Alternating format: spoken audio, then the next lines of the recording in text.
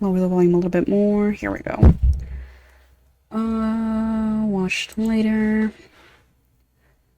The dark side of the van life trend. Yep. Reacting to some videos. And done. Okay. By Visual Venture. How many people is too many living in one van? 4. There are 10 living. 10 living, breathing children. Oh, wait, let's change B-Roid. Make this a little bit smaller. Put this in full screen whiteboard. Full screen. And take off the whiteboard. Oh, and of course makes itself smaller. There.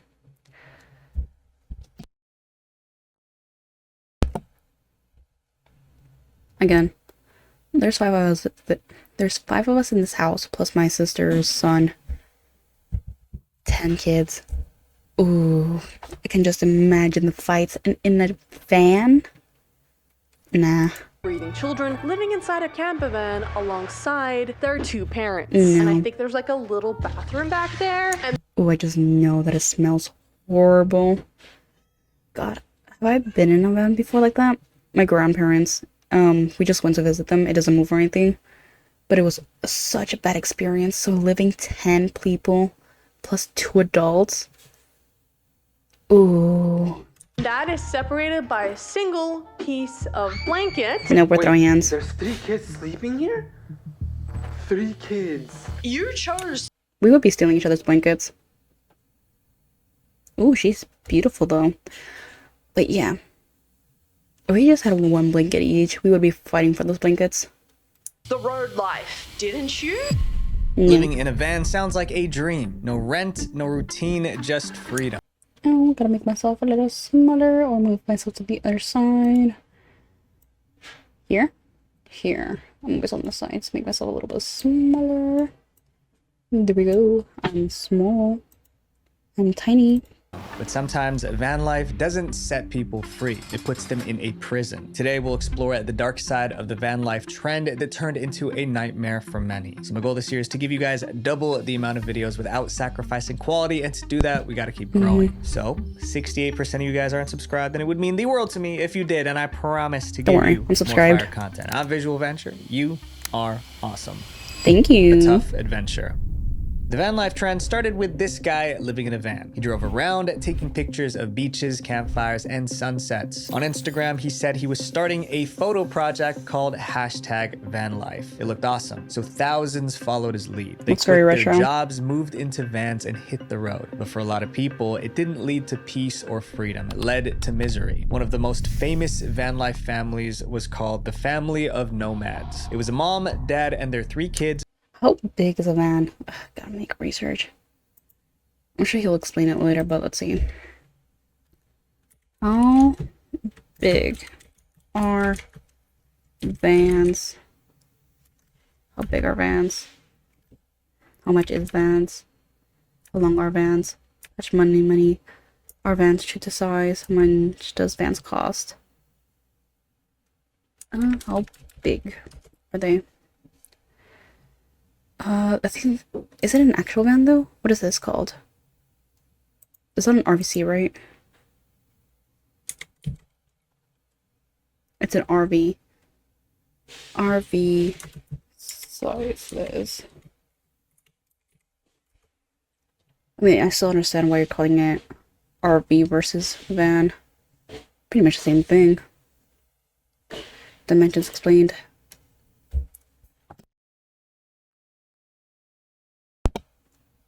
Sleeps 4 people. And there you go. You already have too many people. This is by Laura Fallon. Wow. God, they weigh so much. Height, width, and length. I am 5'6". Almost 6 feet. So having something that's pretty tiny. Oh, and if you're higher than, well, bigger than 6 feet.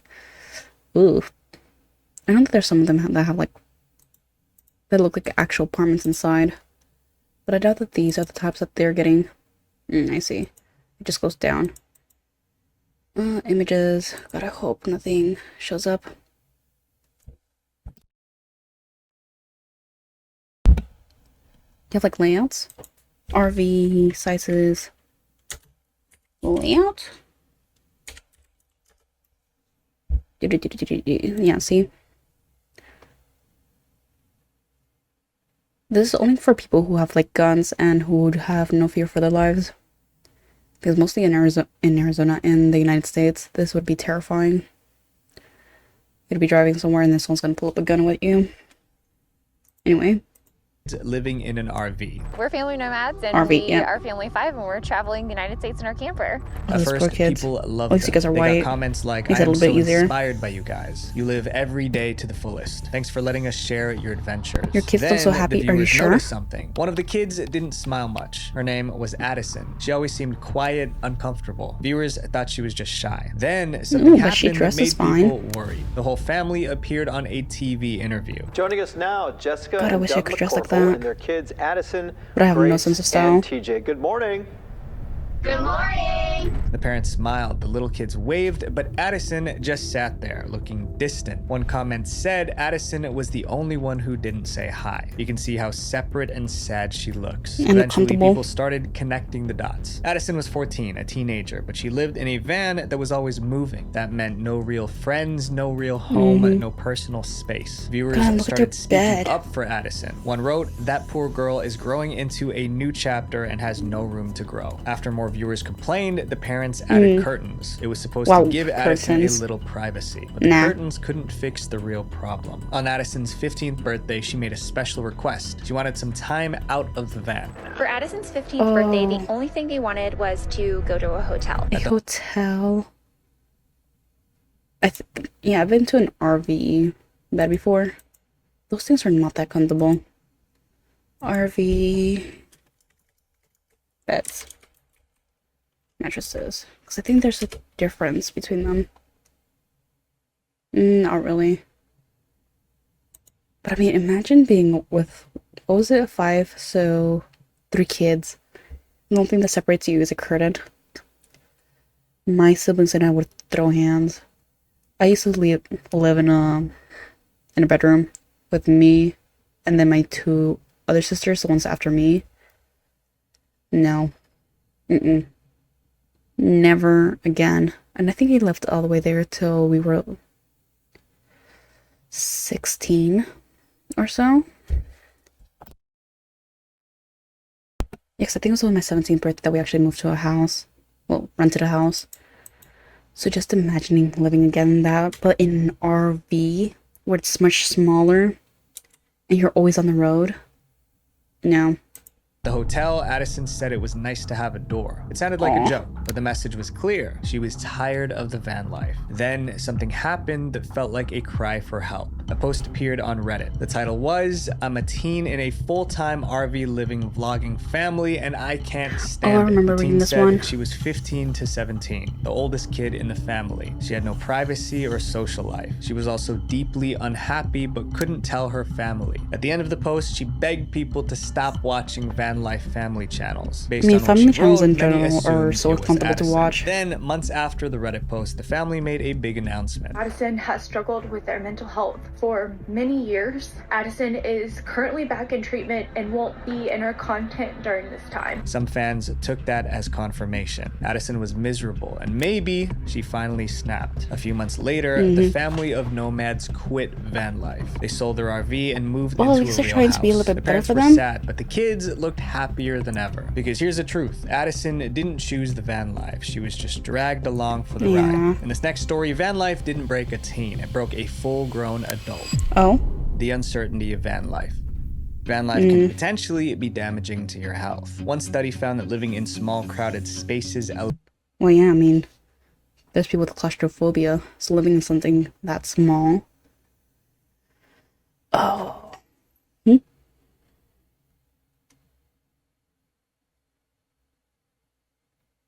Oh my god, do I see an annoying child being annoying? Where's my spray bottle? Where is my spray bottle, actually? Here it is. Luna, you better move. Move. Move yourself.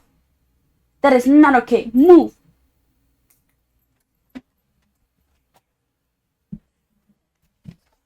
Honestly. One of these days when I'm not looking, she's gonna push the snakes over the edge. Well, at least it's pretty strong where it's at. I hope she never learns how to open the cages. Elevates blood pressure, heart rate, and irritability. That's exactly what happened to Chris Wright. In 2017, Chris and his fiance started van life. They wanted to explore the country in an authentic way. But even before they hit the road, things got weird. Chris started having nightmares. Every dream ended the same way. The brakes failed and the van crashed. The nightmares continued for months. By the time they hit the road, Chris was terrified. Each time he drove, the same thoughts played in his head. What if the engine fails? What if I crash? With anxiety and everyday life. And no one comes. That's something most van lifers don't talk about. The endless what ifs. Because living in a van means nothing is guaranteed. That uncertainty creates anxiety, and for Chris, it wore him down. Chris became irritable. He and his fiance were always fighting. What was meant to be a romantic trip nearly ruined their relationship. Yeah, I mean, imagine being in love with someone for so long. You're dating them. You know, sometimes you sleep over at each other's homes. Living together in an apartment will make you realize a lot of more different little habits that they do. You'll be constantly in each other's space, but at least it's an apartment, so you'll be able to at least go to like a different room. You'll be able to at least have sometimes separate, or again, if you have like too much of each other, you could go outside. You could go to a cafe, you can go take a walk in the park. But being in a van, you're just going from like state to state, or just, you know, driving constantly. You're constantly at each other's space and area, and even if you want to like walk away for a second, you can't, because you're constantly there. You cannot walk off because you're still driving. That's awful. Like, am I antisocial? Not really. I just get exhausted of like being around people for too long. Oversensitive, overwhelmed. I get overwhelmed really easily. So I'm always able to retreat into my room if I have too much of like human interaction. So imagining being in an RV or in a van for that long with other people, I would lose my mind. Then the van broke down. They had to move back in with their parents, and they gave up on van life for good. But van life doesn't just mess with your head. For some people, it destroys their money too. Meet Natasha Scott. She discovered van life through TikTok, and she decided to try living in a van because TikToks made it seem so easy. In 2021, she bought a van and hit the road. Her plan was simple: get a remote job, travel the country, post it all online. But that plan fell apart fast. First, she couldn't find work. She downloaded about 18 apps to apply for remote jobs. Nothing worked. Then her savings ran out. She had no money for food or gas. She started selling her clothes just to survive. So you gonna talk about car insurance? She wasn't on a road trip anymore. She was homeless. In 2020. Before he continues on, because I know like some car insurances, at least the most ones that I know, it's only based by state. So I don't know if there's one like nationwide. Is there a car insurance that covers the entire United States? I think you need a P.O. box if you're gonna do like the van life. Type providers. All full coverage is available. No, not full coverage. But yeah, like you need a P.O. box. You need to have like an actual place to like get your mail and stuff like that. So you need to have like something like that in jobs, in insurance, and everything like that. So if you don't have an actual address, you can't put your car as it because you're constantly moving around. So you have to have a point of where everything goes. I don't think they do.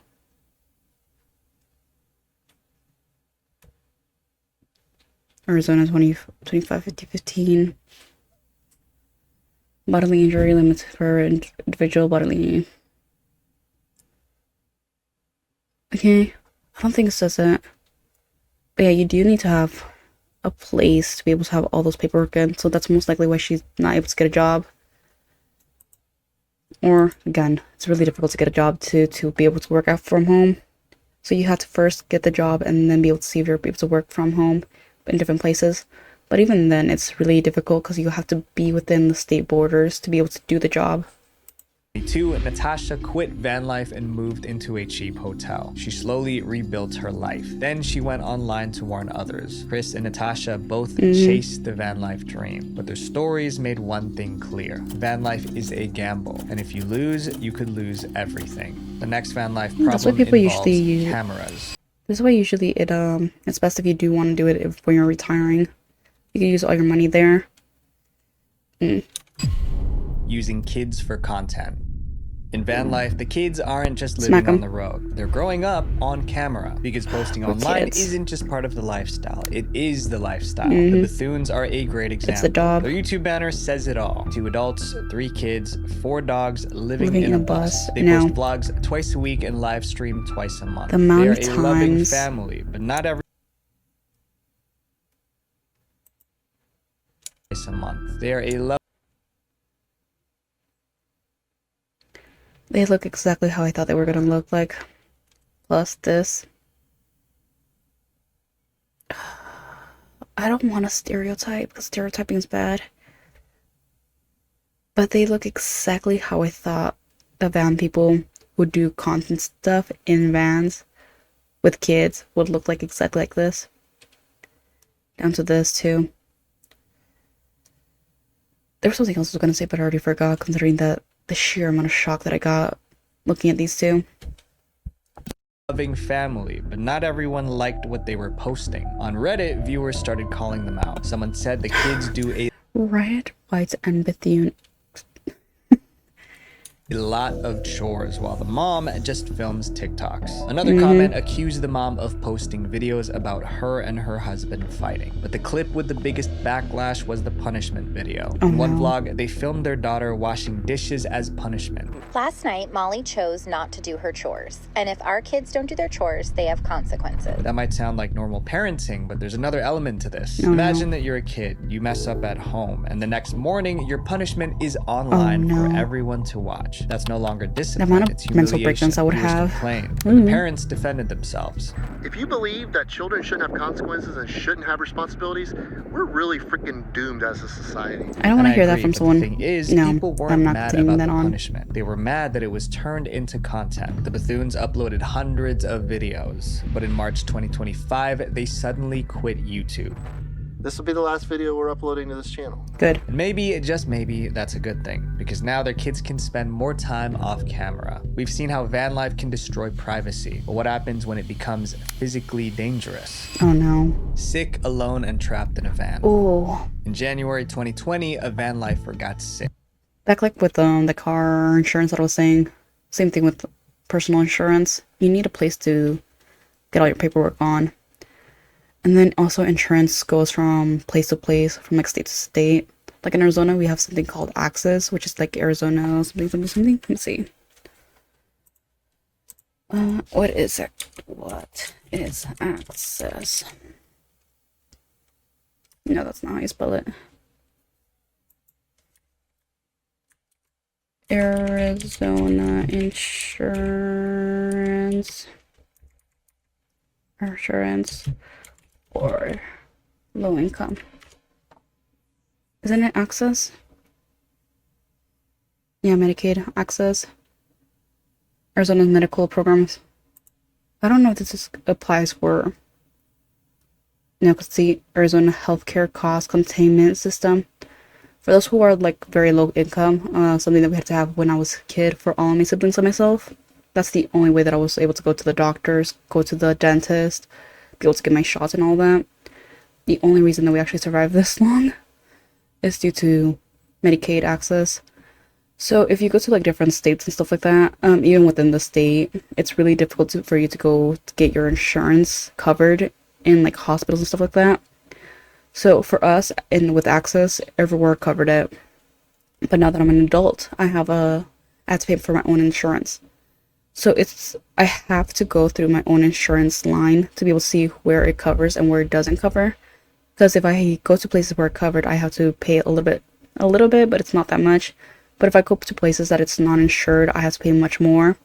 So I know from like here, if it's already difficult finding a place that your insurance is covered, I have no idea how it is like nationwide, where you have to go to like a different state, and what if your insurance is not covered there? What if they don't even know what insurance you're using? So again, whenever I don't want to say whenever I see things like this, but it always makes me think: do these people like do any ounce of research before they do this, or they're like, you know what? Yeah, I can do this. Do they not ask like what if questions? Like, what if I get sick? Do I have the money for it? If I get sick, will I be able to get insured? Is there going to be like hospitals around me that will be able to cover me? If my car breaks down, will I have the money to pay for the parts?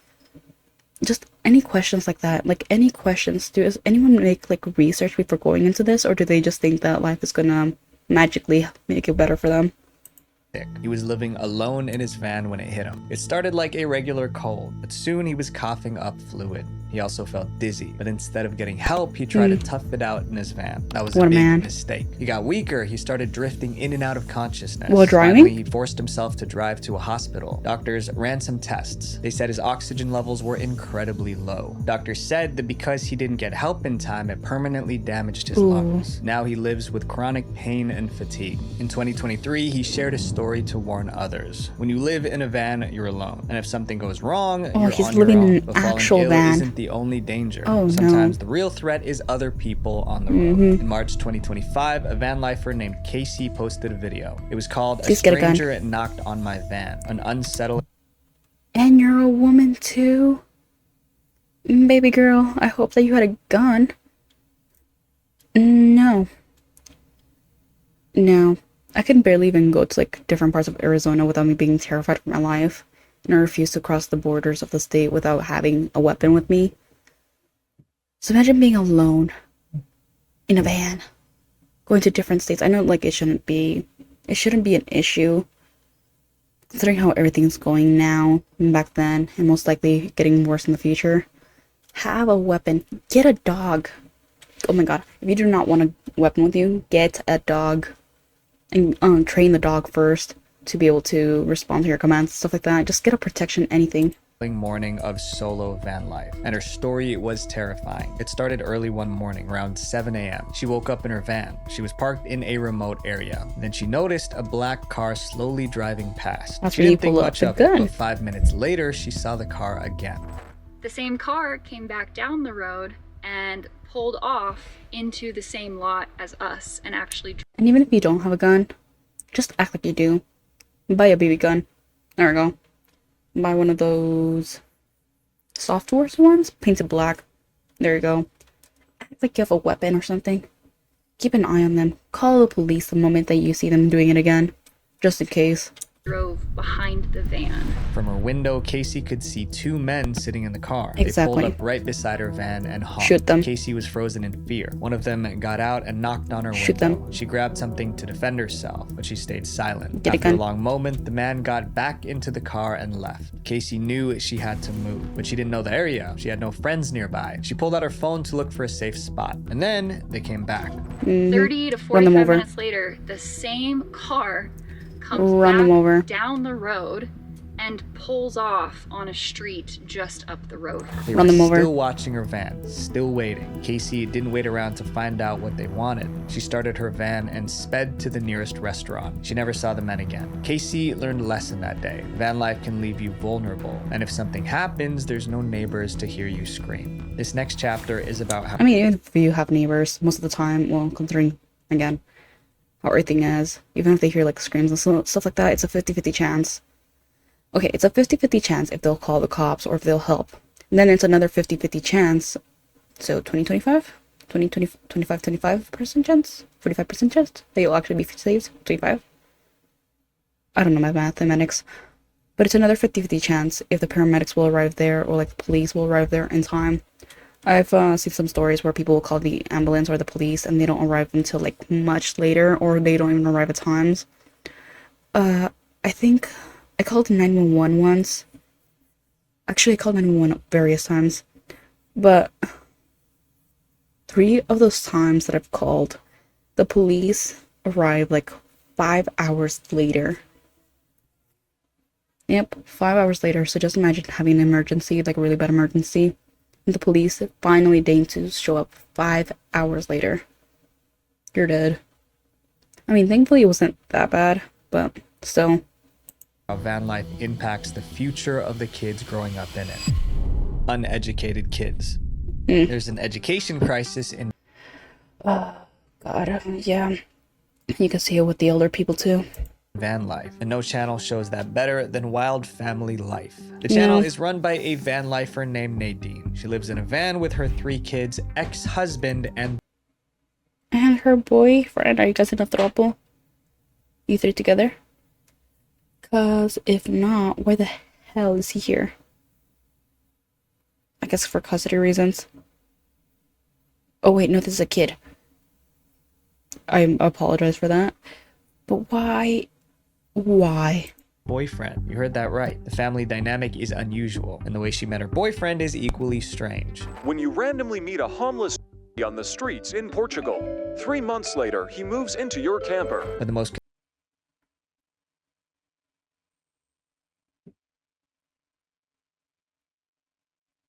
No. No. You bring in the stranger with your kids. Your kids? You bring a whole stranger, someone you do not know for that long, in with your kids? Oh my god. She has a daughter, right? concerning part of her story isn't the boyfriend, it's her kids' education. Nadine claims she homeschools I wouldn't be too sure about that. her kids, but what she describes doesn't... Allegedly. I don't know if that's going to be a problem or not, but in my experience, men are the worst creatures on the planet. In my experience, there has yet to be a single man that I can actually trust. That includes my brother. Even though he's younger than me, he's like, what, 12? Still want to throw him off a bridge or something. Because he's annoying. But I have no trust in adult men. I really don't. And you're bringing a total stranger into your van, in a van, not even an apartment, in a van, with your kids? Do you think just because you're able to watch them 24/7 it's going to be fine? No. sound like homeschooling at all. She calls it unschooling or world schooling, No, sometimes even travel schooling. She up. tried to explain it in one of her videos. Like, we have this app my kids learning with. They set their times each day. They do that by themselves. There's nothing I have to do. There's no schedule, no curriculum, no supervision. The kids just open an app and teach themselves. Viewers were worried. They said kids need structure and someone to check their progress. Yep. To them, Nadine was jeopardizing her kids' education, but she didn't want to I'm hear the future it. of this nation. People think, oh, poor children, poor children. But trust me, my children, they wake up with a smile in their face. They go to bed with a smile in their face. But if Nadine Again, I don't want to stereotype, but if you were to see this woman in the just out and just walking around, what is the first thing that would come to your head? I'll just leave it at that. wasn't spending time on her kids' education, what was she doing? She was making content. Yeah, how do we get money for food, gasoline, and everything else we need for a living? We work online. We work with Instagram. We work with YouTube. So not an actual job. YouTube and Instagram pays the bills, and just like we saw earlier, some van lifers don't just make content. They build their entire life around it, even at the cost of their kids' education. Up next is a tragic van life story, Oh, no. because it ended with someone in a casket. Oh. The van life trip that ended in tragedy. In July 2021, Gabby Petito went on a road trip with her fiance, Brian Laundrie. They planned to travel the country, live in a van, and post it on Laundry. It's so interesting how people's last name always vary. All the different names and all the different sayings and all that. online. They even set up a YouTube channel for their content. The early videos looked perfect. Gabby and Brian looked happy. We are right outside Capitol Reef right now in a free dispersed camp spot. But behind the smiles, tension was building. Later videos showed Brian looking distant or annoyed. We have this nice big open floor for you to keep your dirty feet. Oh my god, please don't say that he did something. Eventually, they got into a big fight outside a grocery store. Someone saw it and called the police. When the cops arrived, Gabby was crying. They both tried to downplay it. Brian said it was just a misunderstanding that escalated. You want to tell me about those scratches on your face? She had a cell phone in her hand, that's why I was pushing her away. No one was arrested, but police ordered them to spend the night apart. So Gabby slept in the van and Brian checked into a motel. The next morning, they continued the road trip, but there was tension between them and their biggest fight was yet to come. Gabby used to text and FaceTime her mom every day, but suddenly the messages slowed down. Then they stopped completely. Her mother knew something was wrong. And everybody was like, she's fine, she's fine. They're out in the mountains, they have no signal. No, and that's I not an said, no, excuse. it's not like her. Around that time, Gabby also stopped posting on Instagram. That was really unusual. Then came the moment that changed everything. On September 1st, Brian returned home with the van, but he was alone. When Gabby's family asked where she was, Brian said nothing. So Gabby's family reported her missing. But before the cops could question Brian, he went on the run. Everyone was asking the same question. What happened in that van? The news of Gabby's disappearance went viral. The police appealed to the public for help. The search began. And on September 19th, they found Gabby, but it was too late. Gabby was gone. According to the autopsy, someone took her life. Her family and friends were devastated. Someone. It's kind of obvious. Even van lifers who never met her mourned her loss. But the story wasn't over. Brian was still missing, and most people believed he was the one responsible. The search dragged on. My apologies. Allegedly, this is how I see it. This is how I think of it. I should probably put a warning before this video. Yeah, I'm gonna do that. Gonna look it up, see a little warning, then put it on the warning. This is all my opinion, and this is how I see it. So, but I mean, it's kind of obvious if you're in a van with only one person, and then he comes back without the other person, without saying anything. For weeks. Then in October, police found Brian. It was too late for him too. His remains were found in an isolated area. Next to his remains was a notebook. Inside, he confessed to ending Gabby. Gabby's case is the most So he couldn't bear the guilt and he himself. You know, if you're gonna... No, I'm not gonna finish that sentence. No. Disturbing example of van life gone wrong. Sometimes the real danger isn't the road. It's the person sitting next to you in the van. This video isn't meant to say that life on the road is all bad. Of course it's not, but it's here to show you the full picture. Because remember, on social media, everything looks perfect. Everyone looks happy. But the reality is far from it. So my friends, be grateful for your life as it is and stop comparing yourselves to others online. Visual Venture. I think that's where hands and the rest is an ad. Yeah, like I have family that are truckers, all the men in my family. Between that or being mechanics, because of course they are. Well, I guess those two things are pretty interchangeable. Ooh. Thank you all so much for watching. Until next time. Bye.